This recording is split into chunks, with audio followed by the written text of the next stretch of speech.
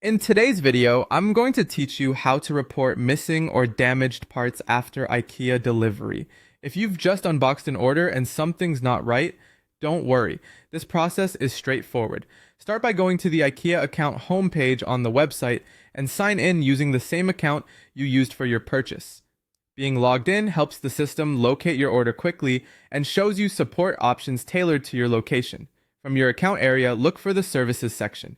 This is where IKEA groups support tools related to delivery, orders, and after sales help. Click into services, then choose all services. That page collects every contact method in one place, so you can pick what works best for you. Here you can usually chat online, submit a claim through the website, or find the support number specific to your country. Choose the option you're most comfortable with. Live chat is great for quick back and forth. Web forms keep everything organized, and phone support can help if you prefer to speak to someone directly. Before you reach out, have your order number ready. It's the fastest way for the team to identify your purchase. Be ready to clearly describe what's missing or damaged. If you can, include the product name and article number, and for flat pack items, the part number from the assembly manual. A simple description like panel B has a crack along the edge or bag with screws for the legs is missing helps a lot.